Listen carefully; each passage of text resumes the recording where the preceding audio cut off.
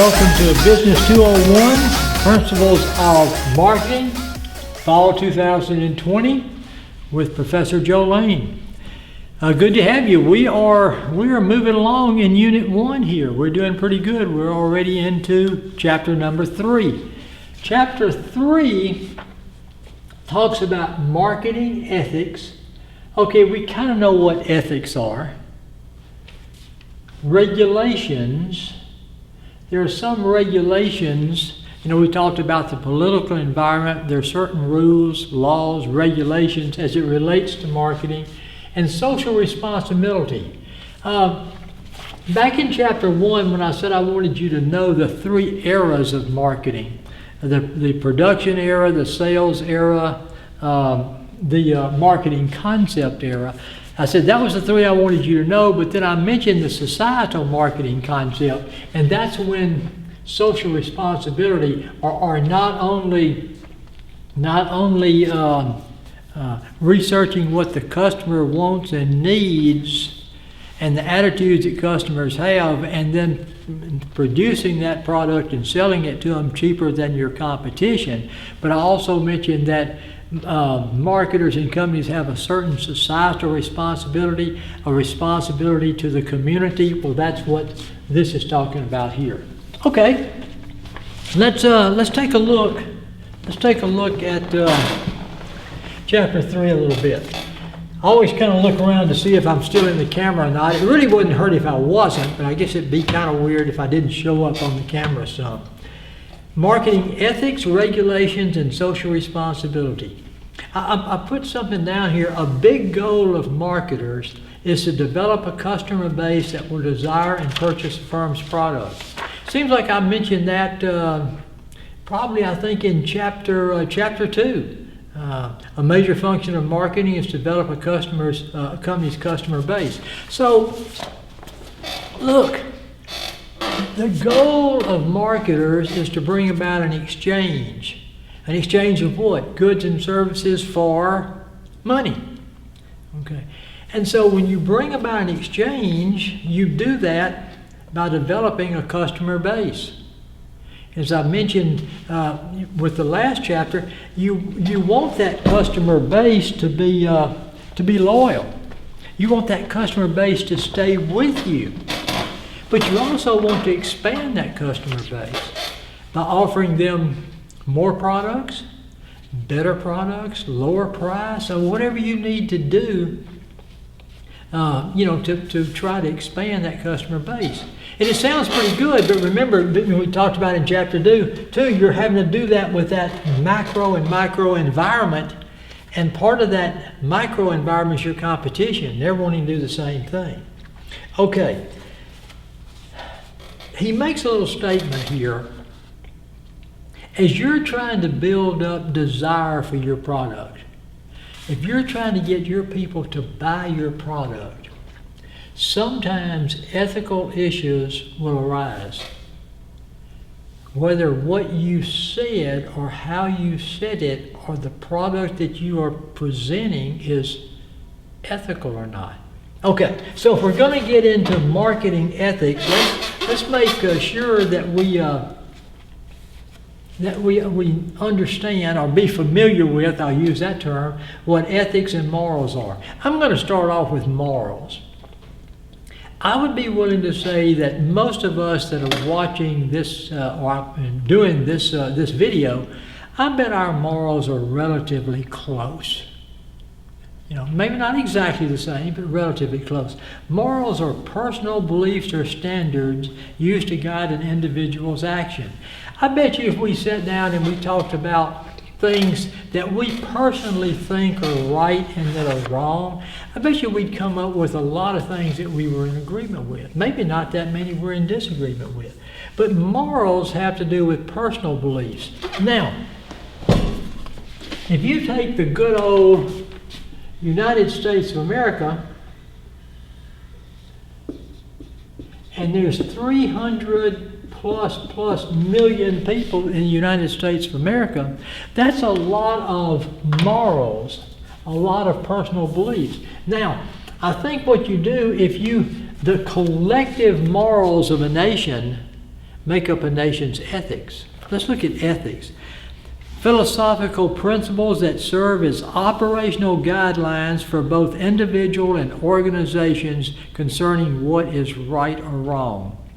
I think the morals, that's those personal beliefs. Collectively, the morals of individuals make up the ethics of a nation. If everybody in the nation of Z, if everybody in the nation of Z was mean, dirty, rotten, no good people, everybody's morals was that way, would you say that the ethics of that nation were really good? Well, no. No, you see where I'm coming from. Collectively, the morals of individuals collectively make up the ethics of a nation. And ethics has to do with what's right and wrong. Now, does that mean that everybody in the nation is going to agree on what's right and what's wrong? No, because when you talk about 300 plus million people, collectively the majority morals are going to make up the ethics of the nation. But that doesn't mean that that's going to be everybody. Everybody's going to have that exact same ethic. But if those ethical, what's right and wrong, become laws and regulations, we have to live within those laws and regulations. Philosophical principles that serve as operational guidelines, how we're supposed to do things, as it's concerning what is right and wrong. That's ethics. I'd be familiar with what ethics are. I'd be familiar with what morals are. Now, this is one of these. I'll be honest with you. Marketing is a course that I really, really wish we had more face-to-face time, because there's some really interesting discussions that you can do that work best in a classroom setting.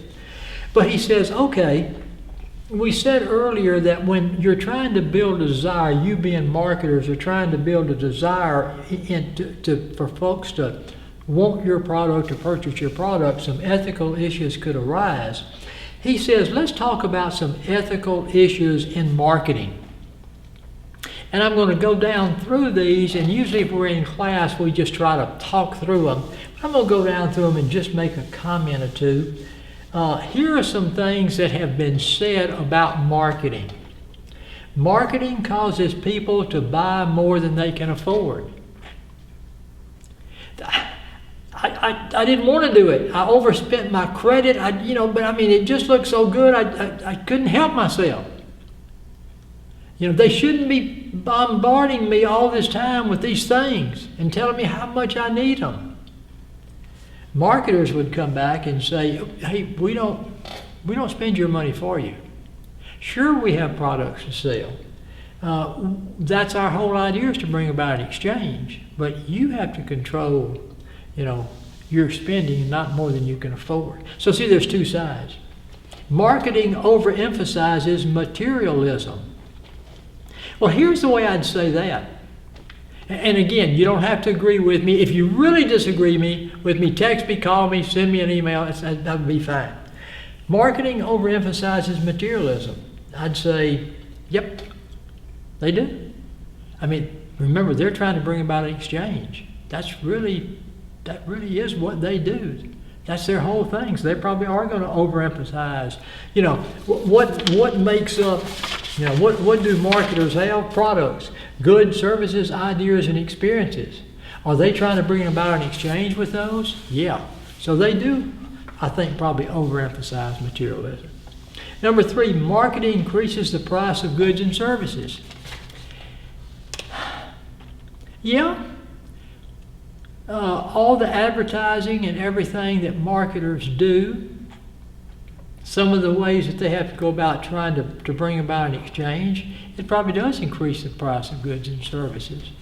But marketers would say, but we provide you a better quality good and a better quality service, and we provide it close to you, where you can get it, without a whole lot of effort. Marketing capitalizes on human weaknesses. We all want to look a certain way. That's not true, but a lot of us do. We want to act a certain way, or we want, you know, there's certain weaknesses that we have, and we all have to have, you know, be a certain size and be a certain this and be a certain that. And marketing capitalizes on those weaknesses. And I think you could have a pretty strong argument that, yeah, maybe they do.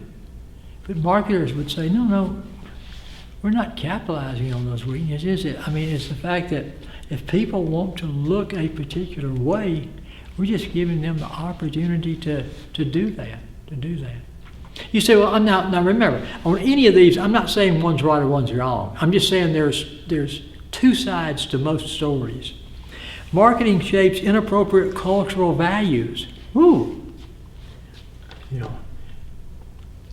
Well, I don't know. Do they shape inappropriate cultural values? Or do they respond to the values that are being shaped by society? I think there could be an argument that they help to shape inappropriate cultural values. But marketers would say, no, we are simply offering what you want. Marketing uses deceptive and misleading techniques. The majority of the time, now remember, marketers are trying to get you to buy their product. So they're going to present their product in a good light. Most of the time, do they probably do it in a truthful and relatively honest way? Probably they do. But are there times and situations maybe where marketers use deceptive and misleading techniques? Yeah, probably so.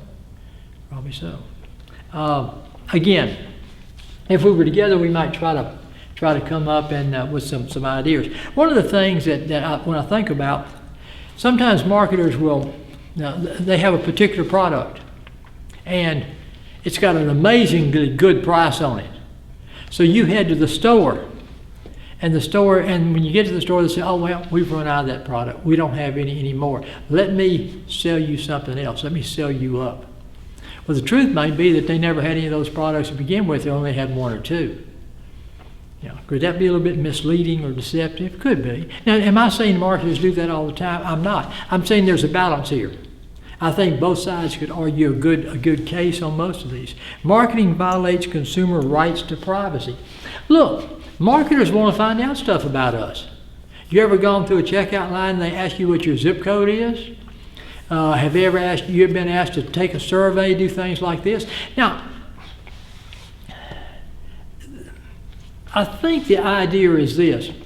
Marketers probably are not really concerned with getting all the information they can on Joe Lane, but they are interested in getting the ideas, the attitudes, the what people like me in my age, demographics, people that are alike, what our wants are, what our desires are, that sort of thing. So I guess the way I would answer that is I'm not too sure they're too much trying to violate my individual rights, but they're just trying to find out more about a class of us. You may feel differently with that. That's perfectly okay. I would just be familiar with some of the ethical issues in marketing. I listed them here pretty well for you. Now remember, you're not going to be listing them or anything like that. Just want you to be familiar with them. I may do a multiple choice. Which of the following is an ethical issue in marketing? Or I may say, which of the following is not an ethical issue in marketing? Something like that. Marketing's role in society. Whoa, that sounds good. To promote the purchase and consumption of goods and services. We have to understand that marketers' primary role is an exchange. Goods and services, well, since money, goods and services for money. They're wanting to build a customer base. They're wanting to expand a customer base. So they're trying to find out what it is that we want, what it is that we need, promote it in such a way that we will even want it and need it even more to bring about this exchange.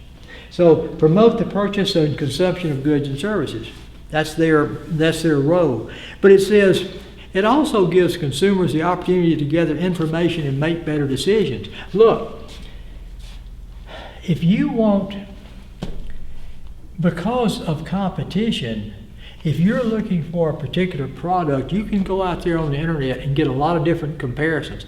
You're getting ready to buy some car insurance. Can you go out there and compare rates? Can you go out there and compare companies? Can you get a lot of information? A particular product you're thinking about, or maybe you're saying, I sure wish I had something that could do so and so. You can Google that and you may find out some great information. So I guess what I'm saying here is the marketer's role is to promote the purchase and consumption of goods and services, but they also at the same time give us as consumers information so we can make better decisions. Okay. He talks about marketing tactics can be legal but tacky or unethical.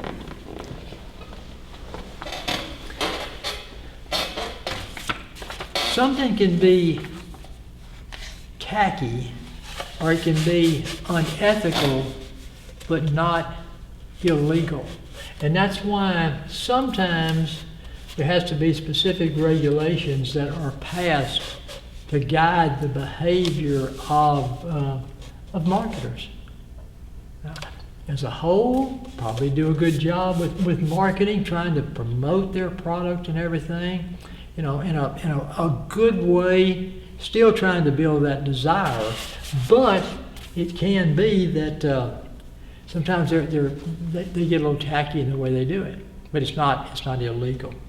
He talks a little bit over here about the individual's role in marketing ethics. I looked at that and I thought, what was I talking about there? Why did I jot that down? He said, what he was saying there is that that individuals, as far as making ethical type decisions, he said your personal background is going to have a lot to do with what kind of ethical decisions that you make. Social influences around you, and of course job-related influences. So he was just talking about when you make marketing decisions, ethical decisions, society, especially close to you, any job-related situations, and your personal background are going to have a lot to do with what kind of how you determine those ethical decisions. Okay. On page one as I have it here, I want you to again be familiar that the goal of marketers is to develop a customer base, expand that customer base for their firm. Be familiar with what ethics are, be familiar with what morals are, and be familiar with some of the ethical issues in marketing. Okay, there's probably a couple of things I'm going to have to supplement on this page with you. But now he says he wants to talk a little bit about marketing regulations. States have passed certain laws, the federal government has passed certain laws to try to help to make sure that marketing is done on a fair playing field, it's done legally. Now, you see here where he says two overriding principles. Here's two things that marketing regulations try to do. Any type of regulations in the world in the area of marketing, two things they try to do. Ensure free trade and open competition. You see, is that important? That's really important. Free trade and open competition. If you don't have free trade and you don't have open competition, and one company has the upper hand, or one company has really no competitions whatsoever, then they can do things that can be unethical and maybe even illegal. So you don't want to be in a situation where you try to restrict free trade, because competition among companies helps to keep products safe. It helps to keep products of quality. It also helps to keep the price down. I mean, if you didn't have any competition, you'd have a tendency to raise that price. And the other thing is to protect consumers from unscrupulous actions. Protects consumers from from marketers doing things that they should not do. Now, you see where I said major federal legislation? I'll be back.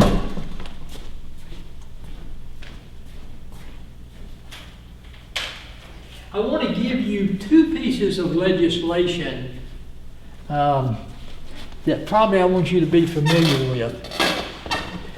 And I'm going to tie it to what we just talked about a second ago. Let me see if I can find those two pieces of legislation that's pretty important.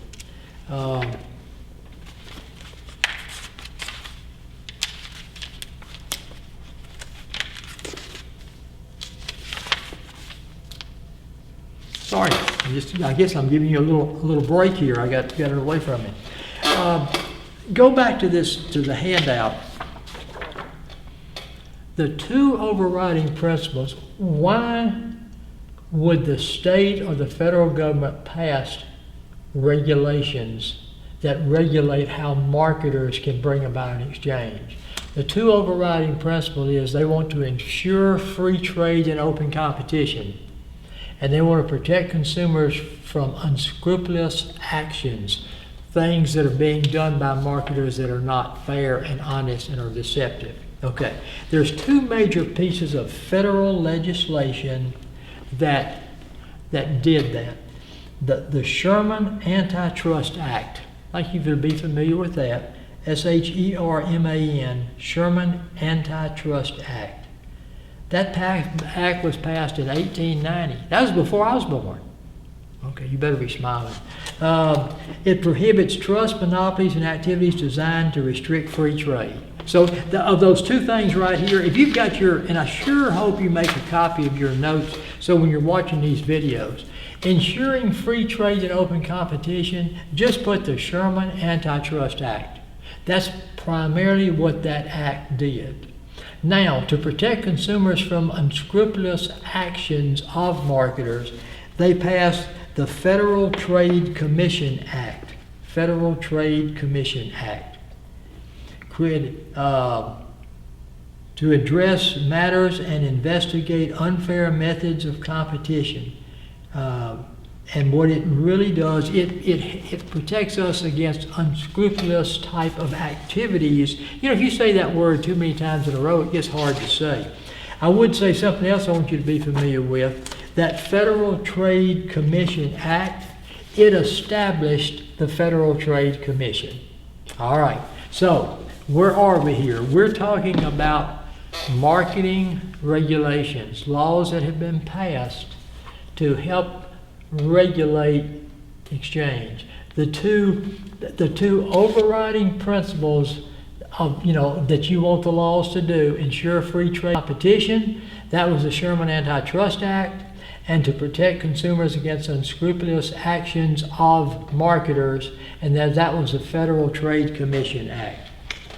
And that Federal Trade Commission Act, it established the Federal Trade Commission, which oversees the action of marketers, and these are at the federal level.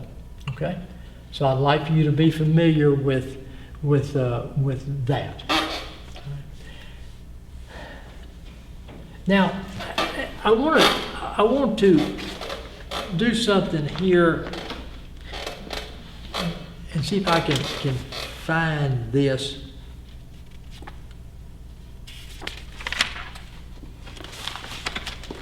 As to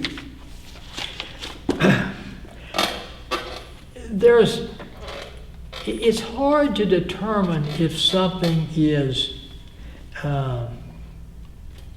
deceptive or not. Check this out. According to the Federal Trade Commission, an advertisement or marketing communication is deemed to be deceptive or misleading. Okay, this is the lead up. What makes a communication from a company or an advertisement from a company deceptive? It is deceptive or misleading when, number one, a substantial number of people or the typical person is left with a false impression or misrepresentation. So my question is this: what's a substantial number of people? Is that 10 or is that 10,000? Or the typical person, what is the typical person? So you see, when it says, okay, it's misleading or deceptive when a substantial number of people or the typical person is left with a false impression or misrepresentation, that's kind of hard to define, isn't it? That's kind of gray. And the other thing says this, or the misrepresentation induces people or the typical person to make a purchase. So I just threw that out there. It's really not even a be familiar with item. It's just saying that, I read that just to say this. It's hard sometimes to determine whether something is deceptive or misleading. Now sometimes companies use something called puffery. I put that on here for you, puffery. What that means is they make exaggerated claims, but you know they're exaggerating. Example, riding in this car is like riding on a cloud. Okay. Now you know they don't really mean that, because none of us have ever ridden on a cloud, even though we think it would be nice and smooth. But that's puffery. That's puffery.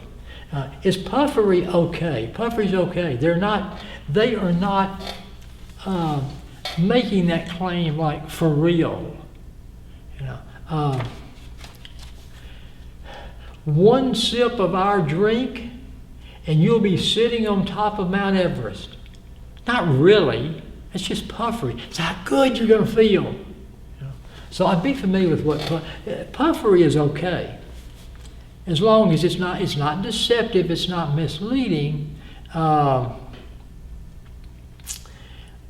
trip to Hawaii is like living in paradise. Puffery. Okay. All right. Now, you can say other things though. I mean, that's okay. That's people know that you're doing that. Or they should. But if you say something like, our product is the safest one on the market, meeting and exceeding every standard. All right, now let me ask you this. Should your product, or I'll even be more specific. I think an example they give, an example they give here in the book is the Olman, O-L-M-A-N, tree stands, deer hunters, tree stands. The best seat in the house, and it shows this tree stand, and it looks like it's in the middle of a big arena or big type of auditorium. Now, that's puffery, the best seat in the house. You're not going to sit in a tree stand in an arena with padded chairs and air conditioning and all this. But the idea is when you're using this tree stand, it's just the best one ever. Now, it says also here, safety standard. We lead the industry by including a chest harness as well as other patented design features. Okay, had you better have a chest harness? Had you better have other patented design features? That's not puffery. That's a statement. That's a statement that they have to be able to back up. That's called substantiation. Sometimes when a claim is challenged by a company, now not puffery, the best seat in the house, but our tree stand exceeds regulation 404/2. Had your tree stand better exceed regulation 404? Okay, you get the idea. So a lot of times the Federal Trade Commission will call upon you when you have made certain claims that's obviously not puffery. They will call on you to substantiate those claims. Okay. Now, social responsibility.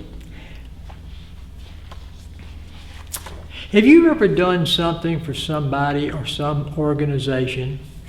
You didn't have to do it, you just did it. You didn't get paid for it. You didn't even necessarily want any recognition for it. You just saw somebody or something that needed something or could be helped, and you did it. How did it make you feel? Normally it makes you feel good. Makes you feel good. You did something for somebody. You didn't have to. But your morals, perhaps, are such that you felt like it was just something you wanted to do. Do we maybe even have maybe a responsibility sometimes to do things for others? Maybe so. What about businesses? Businesses live in our community just like you and I do. Should businesses maybe have some responsibility to take care of the community as well? You know, all the time, I saw something on TV the other day, a young man has gotten together a team, I've forgotten the name, Clean Team or something, that a group of young, teenagers that are doing some cleanup in different areas of the town. Now he got some publicity for that. I don't think he did it for that, but he got the publicity. But that's being socially responsible, isn't it? Well, then I go back to my question: should businesses be socially responsible too? Yeah. And so I think in 2020, in the 21st century, I've already erased that. I think we feel like businesses need to be socially responsible. They need to give back too. I co-direct a race for the Chenault Aviation and Military Museum. Well, I'll say it's a race. It's a Memorial Day event. It's music. It's very patriotic. It's got color guard. It's got flags. It's a very patriotic event, and in that event also it's a 5K run. And it's one of the major fundraisers for the Chenault Aviation and Military Museum. I'm involved with the museum I don't work for them, I'm not on their board or anything like that, but I really appreciate what the museum does for the community. I appreciate what it does for veterans. So I felt like this was just a way that I could give back and help by co-directing this thing that we have, the Run for the Red, White, and Blue, May of every year. This year we didn't have it because of the COVID-19. It was not safe to do because we have a lot of folks that are involved in that. But also we have a corporate sponsor for that. We have someone that gives us a sizable amount of money as a part of that to be our corporate sponsor, and that particular company has a real heart for veterans, because I know the owner of the company and I know that he does. And so that's just giving back. That's being socially responsible. You may see, and my example is, again, racing. If you sometimes you'll get a shirt at a race, and on the back, Susan Komen raced for the cure of the breast cancer. If you ever get one of those shirts, on the back of the shirt is just the names of a whole lot of sponsors. These are people that have given something, either material things or money or whatever, for that event for them. That's giving back. So, in 2020, I think we feel like as citizens, whereas we maybe have a social responsibility too to give back to others, we feel like businesses are a part of the community and they need to do the same thing. We expect social responsibility. We expect companies to act responsibly and to be good citizens. Be familiar with the fact that that is an expectation. Now, if consumers expect it, what research has found is that it's good business to be socially responsible. Because if consumers and companies, people expect you to be socially responsible, and they see that you're socially responsible, that's good for your bottom line. It's good for to expand your base. So I guess the question might be, are you as a company being socially responsible in some activity you're doing for the community? Are you doing it yourself, or are you doing it because you truly care about that particular cause? Or could it be both? Would that be okay if it's for both? Recognize that it's good for my company to do it, but it's something I feel like my company should do? I think so. I don't see anything wrong with that. Now, cause-related marketing. I'd like for you to be familiar with what cause-related marketing is. Some companies team up with a particular cause. The Southern Quality Ford dealers team up with the Susan Komen Race for the Cure. I think, and I may be wrong, I think Boys and Girls Clubs are supported by the National Football League. I think I've got that right.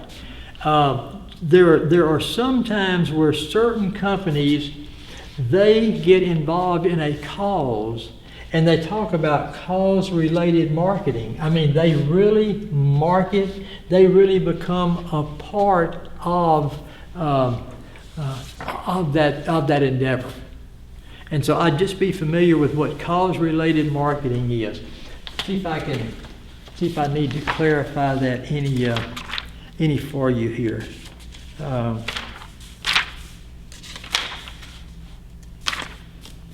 Cause-related marketing is a long-term partnership. Yeah, this says it pretty well. I didn't say all of this. It's a long-term partnership between a nonprofit organization and a corporation and is integrated into the corporation's marketing plan. Brookshire's corporation does a couple of huge races every year. Now, again, I've been a runner for years, been a racer for years. They do a big race in Shreveport, and they do a big race in Tyler, Texas, which is, I think, the home of Brookshire's. And it is called the Heroes Run, and it's done to honor military, first responders, all this sort of thing, and the money raised is given to those types of organizations that support that, you know. And Brookshire's has, I mean, they've gotten into that. A part of their whole marketing concept for their company and everything, they've wrapped a lot of this about their Heroes Run and everything in there. It's really become an integral part of their company. I'm totally convinced that they do it because they really want to. Have they gotten some good publicity off of it? Yes. But I think that they're very, very involved in that sort of thing. So that would be cause-related marketing. The last thing I think I have on here is green marketing. And I think you know what green marketing is, products that are environmentally safe. We have to protect our environment. Now, you know, I mean, there's a lot of controversy about the environment and about global warming and all this, and where you stand on it and where I stand on it, and that. But I'm not going there at all, because that's not what we're trying to talk about here. But I mean, we talk about these macro environment. We talked about, you know, and part of the macro environment is the natural environment and that sort of thing. I want, and you. Do you want the same opportunities for your children, grandchildren, and great-grandchildren as you have to enjoy, you know, the beauty and everything of our nation?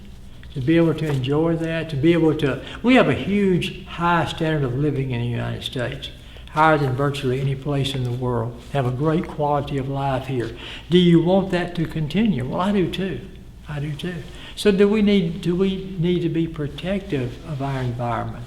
You know, and try to, you know, we take care of our car, we take care of our family, and we need to take care of our environment as well, and that's called green marketing.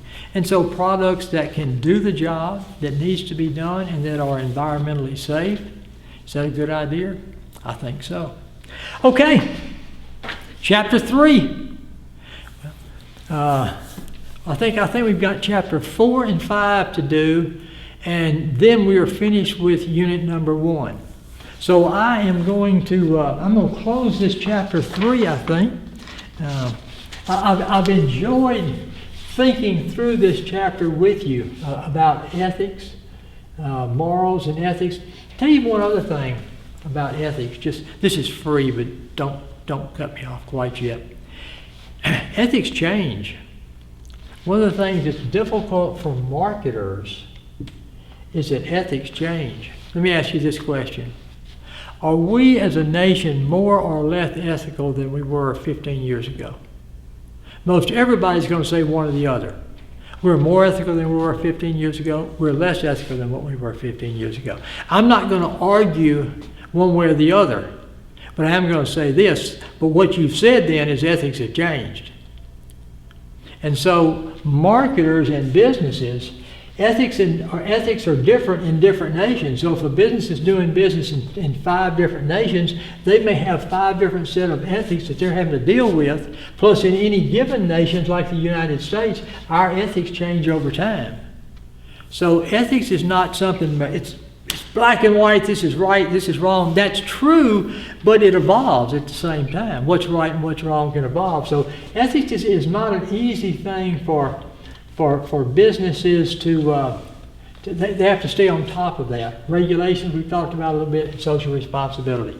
I will see you back in chapter 4. My executive producer, Ryan Pierce, needs that loud clap again. I'm getting ready to give that to him, and we will get ready pretty quickly to do chapter 4. Thank you.